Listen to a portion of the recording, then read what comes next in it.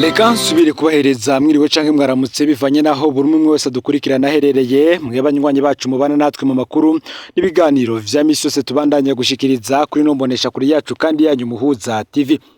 Numwe tugiye kubageza ko amakuru ibiriko biravugwa bigezwe ko muri kano kanya ngaha mu gihugu cy'u Burundi aho ari amakuru tuza kugaruka kuri vyinshi bitandukanye cyane cyane ko biriko biravugwa mu bisata nka politike ubutungane be n'ibindi vyinshi biriko biravugwa irya nino ngaha mu gihugu cy'u Burundi.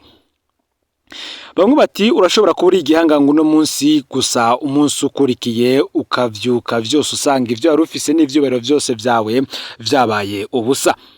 Benshi twarababwiye inkuru yagaruka bogozwa mu mabanga ryo ari umushikiriza manza kizigenzo ya Republika Leonard Manirakiza mu ndwi iheze. Kuri ubu rero Leonard Manirakiza ari mu minwe yipereza nkuko vyagiye biragendekera benshi mu bihangange ngaha mu gihugu cy'u Burundi. Uwarora umushikiriza manza kizigenzo ya Republika Leonard Manirakiza yarabogojwe asubirizwa na Rose Nkorerimana. Nikete ryatewe ko mukono n'umukuru w'igihugu nyene cyobero Varisto Ndayishimiye abisabwe n'umushikiranganje w'ubutungane. Ivyo zabaye mu gihe kandi Leonard Manirakiza yari mu rugendo rw'akazi i Geneve mu gihugu c'Ubusuwisi. Ku munsi wa gatanu w'indwi iheze Leonard Manirakiza yaratahutse gihutihuti. Bamwe bakavuga ko hoba harabaye ivyo kumuryoshya ngo nahava hitamwe guhunga, ariko nawe nyene ngo yarakeneye gutaha vyihuse kugira kiza ubutunzi yasize anyegeje mu biro. Aho atahukiye rero uyu Leonard Manirakiza yashatse kunyerukira mu biro vyiwe, yamara Rose Nkorerimana aramwankira. Procureur General de la République mushasha yategetse ko bategerezwa kwinjirana mu biro kugira habeho ivyo kubisikanya mu mabanga. Aha rero niho Leonard Manirakiza yatangariye kubera yari yiteze ko ahabwa umwanya wo kwitegura. Murano makuru turaza kugaruka ku vyabaye bageze mu biro ndetse n'ingene Rose Nkorerimana yamusubire yanse gusinya impapuro zo kubisikanya mu mabanga kubera yasanze mu biro ibintu bitumvikana tuza kugaruka ko. Bamwe bati ibiriko birashikira Leonard Manirakiza vyibutse vyashikiye General Gabriel Nizigama bataziratibiya muri Nyakanga umwaka w'ibihumbi 2022 igihe yumvise abogojwe mu mabanga yo kuba umuyobozi mwishikira mu biro vy'umukuru w'igihugu chef de cabinet civil du président aho yaciye anyaragasa ku kazi. Nawe akavuga ko yarafise igunira ryuzuye amafaranga y'amarundi na mvamakungu. Ico gihe ntivyamworoheye kwinjira kugira kiza ubutunzi bwiwe. Amakuru kandi akavuga ingene yakubiswe amahiri ico gihe maze aduganwa iwabo mu Rutegama ari intere aho yamaze igihe abiwe bamukanda. Ariko rero ubucuti bukomeye afitanye na General Ndayishimiye bwoba aribwo bwatumye ahabwa imbabazi ngo we ntiyapfunzwe nka General Bunyoni bakuriwe rimwe mbere muri Myandagaro umwaka w'ibihumbi 2025 yaragenywe no kuba umushikiranganje. Muti rero ivyabaye kuwahora ari umushikiriza manza kizigenzo ya Republika Leonard Manirakiza nibihe nivyo tugiye kugaruka ko.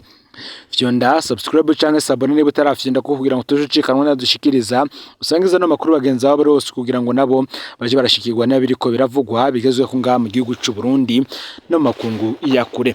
No Muhuza TV rero ndabaye kaze muri ano makuru. Nkuko natanguye mbivuga wahora umushikiriza manza kizigenzo ya Republika Leonard Manirakiza kuri bapfungiye ku cicaro gikuru c'iperereza. Leonard Manirakiza yahora umushikiriza manza kizigenzo ya Republika arapfungiye ku cicaro gikuru c'igendereza ry'u Burundi kuva ku igenekerezo ya mbere Kigarama uyu mwaka. Yahagaritswe atahutse avuye mu nama yari kibera mu gihugu c'Ubusuwisi. Amakuru atangwa n'amasoko yacu akavuga ko yafatanywe amafaranga menshi y'amarundi na mvamakungu, amabuye y'agaciro, inzahabu ndetse n'amenyo y'inzovu. Ivyo byose bikaba vyarafatiwe mu biro iwe nkuko amasoko yacu bitomora. Nko kwibutsa Leonard Manirakiza yafashe urugendo rw'akazi ku igenekerezo rya 20 Munyonyo uyu mwaka w'ibihumbi 2025 agiye mu gihugu c'Ubusuwisi aho yari yagiye ajanye n'umushikiranganje Edouard Bizimana ajejwe imigenderanire y'u Burundi n'amakungu. Igihe ari muri urwo rugendo niho hakorana inama nkuru y'urwego rw'abacamanza Conseil supérieur de la magistrature hari ku igenekerezo ya 21 Munyonyo uyu mwaka w'ibihumbi 2025. Aho rero niho hacafatwa ingingo yo kumubogoza mu mabanga. Inyuma yaho ku igenekerezo rya 25 Munyonyo uyu mwaka inama nkenguza amateka yaciye ikorana iremeza uje muri ico kibanza cyo mushikiriza manza kizigenzo ya Republika. Ico gihe yabaye umupfasoni Rose Nkorerimana yemejwe ku majwi 100%.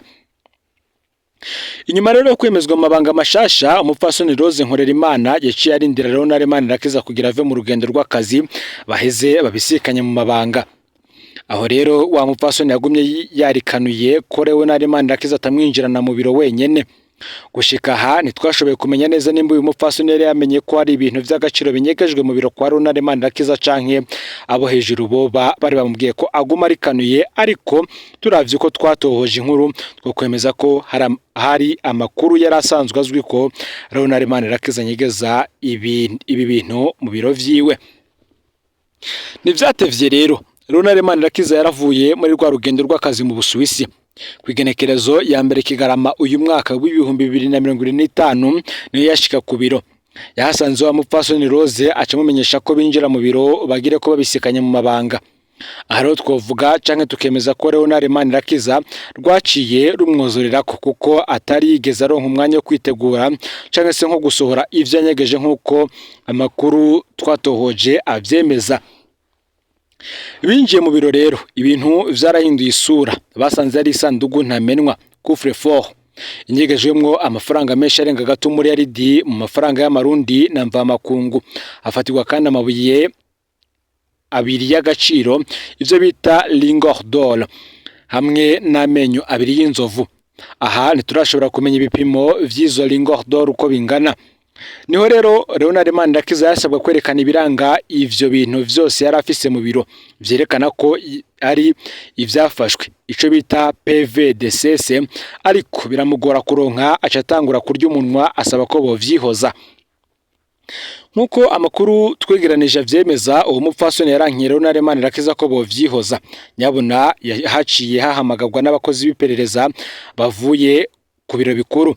Mu kanya gato bari bahashitse. Ronald Manirakiza ruramwuzuriye ko kuva ku munsi wa mbere rero igenekerezo rya mbere Kigarama uyu mwaka Ronald Manirakiza apfungiye ku cicaro gikuru c'iperereza nk'uko amasoko yacu avyemeza. Abakurambere bati ingere rugereramwo mugenzawe niyo nawe uzogererwamwo. Uyu Ronald Manirakiza tuvuga yari umuntu avugwa cyane mu vyo kurya ibiturire cyane mu gupfungira abantu busa, kunyaga abanyagihugu. Abenshi baribika inkuru yigeze gushikirizwa iyo umunyagihugu avuka mu Bugenza yeruka kwitaba Imana, inyuma ya Ronald Manirakiza amunyagiye amafaranga menshi biramunanira kwiyakira acarapfa. Uwo numwe mu ndiri z'abarundi barenganijwe no yahora ari igihangange mu bushikiranganje bw'ubutungane ngaha mu gihugu c'u Burundi. Muti rero vyagenze gute? Twifashishije amasoko yacu ndetse n'ivyo twakuye ku vyatangajwe na Pacifique Ninahazwa arongoye ishiramwe Focode, ngo burya hari amaraso ahuma. Ivyo yakoreye umudandaza Hassan Ndikumana batazira kayininwa vyarababaje benshi cyane. Ni benshi cyane banditse bifuriza Ronald Manirakiza guca aho kayininwa yaciye, kuko muri Nzero umwaka uheze w'ibihumbi 2024 Procureur General de la République Ronald Manirakiza yari yahisemwo kubesha abarundi aciye mu ijambo ry'Imana ngo azanywe no kurenganura abarundi, none birangiye nabi cyane. Ngo hari abama bivugira ko isi ari ishure rya kaminuza ryigisha atamakaye n'amakaramu. Nkuko kandi vyatangajwe na Pacifique Ninahazwe, nawe yatangaje ko bageze mu biro Rose Nkorerimana umushikirizamanza mukuru wa Republika muri kino gihe, nawe yanse gusinya impapuro zo kubisikanya kubera yasanzemwe ibintu bitumvikana, harimwe amafaranga menshi arimwe amarundi n'amanyamahanga arenga muri ridi w'amarundi n'amenyo y'inzovu be n'inzahavu. Abajijwe rero iyo vyavuye, Ronald Manirakiza ngo barasiguye ko ari ibintu vyafashwe mu nzira z'amatohoza. Abajijwe impapuro zerekana ivyo bintu vyafashwe, Ronald Manirakiza akavuga ko yabuze ico yishura aribwo Procureur General de la République Rose Nkorerimana yoba ari wenyene yafashe ingingo yo guhamagara iperereza ngo ritohoze kuri ivyo bintu. Nuko ari igihangange uwatabajwe kenshi ngatabara abantu banyuruzwa n'iperereza kica amatwi, nawe nyene yisanga mu minwe ya rya perereza nyene. Nkuko twatangwe tubivuga, ibishikire Ronald Manirakiza vyibutse vyashikiye General Gabriel Nizigama batazira tibiya muri Nyakanga umwaka w'ibihumbi 2022 igihe yumvise abogojwe mabanga yo kuba umuyobozi mwishikira mu biro vy'umukuru w'igihugu. Uyu nawe rero ngo yari yaranyegeje vyinshi mu biro vyiwe, harimwo n'amafaranga mva makungu cyane cyane y'amadolari, nkuko benshi bagiye barabigaruka ko. Gusa ico gihe hakavugwa ko yoba yaranakubitiye mu biro vy'umukuru w'igihugu n'uwahora ajejwe umutekano mukuru w'igihugu canke se ari protocole ariwe arongoye protokole yo mu biro vy'umukuru w'igihugu kuri ubu aserukira igihugu cy'u Burundi ndetse mu gihugu ca Uganda.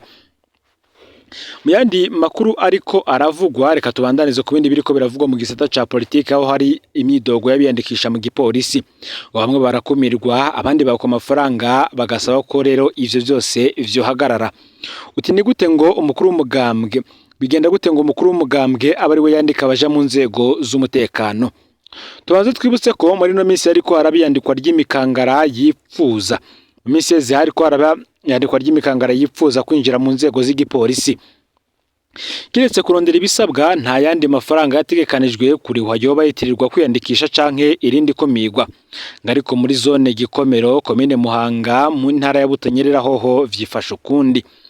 Umukuru w'umugambwe CNDD-FDD ku rwego rw'iyo zone Irambona Dive niwe ariko arandika iyo mikangara ishaka kuja mu nzego z'igipolisi. Uwo rero yafashe ingingo yo gukumira imikangara iva muri site y'abateshejwe izabo ya Gikomero mu kubabwira ko yandika imbonera kure gusa. Iryo jambo arikoresha mu kugomba kubereka ko bari muri iyo site atobandika. Naho rero Irambona Dive avuga ko yandika imbonera kure gusa, nazo nyene ziri mu myidogo idasanzwe kuko imbonera kure ishaka kwandikwa ibwirizwa kumuha amafaranga y'amarundi ari hagati y'ibihumbi 200 ndetse n'ibihumbi 300. Izo mbonera kure zibwira ko amwe muri ayo mafaranga yarungikira abamukurira, ayandi nayo azohabwa ababaha inyigisho cyangwa se formation. Abo bidoga babandanya bashikiriza kandi ko no myandikwa riheruka ry'abaja mu gisirikare Irambona Dive yaranzwe n'iyo ngeso yo kwaka amafaranga biyandikisha. Ivyo byose rero vyatumye haduka imyidogo idasanzwe, haba muri abo bakumiriwe no muri abo batozwa amafaranga. Bose basavye inzego zibijejwe kugira ico zikoze kugira ngo zihagarike ayo manyanga ariko arakorwa na Irambona Dive aramutswa uwo mugambwe CNDD-FDD ku rwego rwa zone Gikomero. Ni mugihe kandi nkuko amakuru yagiye ahabona abivuga, benshi bakaba bariko bariyamiriza ingingo ya Musaneri basaba ko iba irabangiriwe. Aha ni Buhumuza. Abo n'abanyagihugu muri komine Muyinga, intara ya Buhumuza. Inyuma y'aho Musaneri wabo afata ingingo ibategeka gusasa amabuye imbere yaho baba mu gusiga no gusiga inzu zabo. Nkuko biri mu rwandiko rutegeka abo banyagihugu ro kwigenekerezo rya 27 kwezi kwa 11 mwaka w'ibihumbi 2025, Musaneri wa komine Muyinga Amede Misago yashikirije ko mu ntumbero yo gushira mu ngiro imbona kazozi ivugwa y'umwaka w'ibihumbi 2040 n'umwaka w'ibihumbi 2060 no gusukura igisagara, umunyagihugu wese afise inzu hafi barabara tegerezwa gusasa amabuye canke se pavage imbere yaho canke akasiga isima akongera agasiga irangi ku nzu. Ikibabaje abanyagihugu kandi nuko kuva iyo ngingo igiye habona baciye bategekwa gukora ivyo basabwa gihutihuti mu gihe batigeze bahabwa akanya ko kwitegura kugira barondera amafaranga azobikora, kuko iyo ngingo yabateye giturumbuka batiteguye. Ngo ntibabona rero ukuntu bazobikora mu gihe bari mu bukene, ikigeretse ko bakaba bariko bitegura kurondera utwo bazosangira n'imiryango yabo mu minsi mikuru isozera umwaka. Mu ncamake abanyagihugu bagira bati nimba biri mu mugambi w'imbona kazoza ntitubona impamvu batwihutisha ngo ntitunyarutse mu gihe atana amafaranga dufise, naho woja gusaba akadeni muri banki bakagwa bihuse. Uti turasaba ko iyo ngingo yoba irabangiriwe kugira twitegure ko ubona ko turi mu bukene budasanzwe hejuru yuko turiko twitegura n'iminsi mikuru iheza umwaka. Mu ncamake aba banyagihugu be Muyinga basaba Musaneri wabo Amede Misago aba arahagarika ishigwa mu ngiro ry'iyo ngingo kugira bahabwe umwanya wo kuvyitegurira. Mu yandi makuru kandi nanone agaragaza ivyo abanyagihugu bariko barahura navyo muri no minsi bijanye n'agatotezo, hari amagorwa y'abanyagihugu basabwa amafaranga yo guterera urubanza rw'umukuru wa quartier. Nkuko vyatangajwe ndetse binashigwa habona, Akimana Claudine arongoye quartier Bwiza zone Bwiza komine Mukaza ho mu ntara ya Bujumbura wateguye umunsi mukuru y'iso gushimira abanyagihugu ngo kuko bamutoye kurongora iyo quartier. Uwo munsi mukuru warutegekanijwe ku igenekerezo ya 5 Kigarama uyu mwaka. nkuko bivugwa na bene gihugu ngo muri uwo munsi mukuru Rakimana Claudine ngo yari yateguye gusangira n'abanyagihugu arongoye ngo ariko icabatangaje naco cabababaje abanyagihugu nuko uwo abarongoye yaciye ategeka abanyagihugu kureba amafaranga azokoreshwa mu vyo yisurwa rubanza. Aha abanyagihugu bafise ubunwero amabutike aho mu bwiza bobo bari bagiramiwe cyane muri ico gikorwa cyo gutoza amafaranga kuko abitwa banyumba 10 aribo bishikira kuyabatoza. Mu kababaro kenshi abanyagihugu bo mu bwiza ntibatahura ukuntu umukuru wa quartier yategura umunsi mukuru agace yongera akabarusha mu kubatoza amafaranga mu gihe bibereye mu bukene buzura inzara, aho basavye ko vyohagarara. Mu ncama abanyagihugu bagira bati nimba umukuru wa quartier yateguye umunsi mukuru ata amafaranga afise akwiye kubihagarika kuko iyo minsi mikuru ntikenewe mu gihe yoba yayiteguye yiteze ko abanyagihugu ari twe turi amafaranga kandi dukenye ukuraho. Ngiyo ngendo niyo kurusha abanyagihugu bagasaba ko ihagarara ku neza yabo. Ngaho rero amakuru yagezwe ko muri kano kanya usibye subscribe canke s'abonner niba utarafite ko kugira ngo toshikanwa nadushikiriza usangiza no makuru bagenza abo bari bose kugira ngo nabo baje baraba mu bambere bashikirwa nayo biriko biravugwa bigezwe ko nga mu gihugu c'u Burundi hanze imbibe z'igihugu c'u Burundi ndetse no mu makungu ya kure. No Mpuza TV Imana bayezagire mu kugo vyanyu vya misose muriko murakora.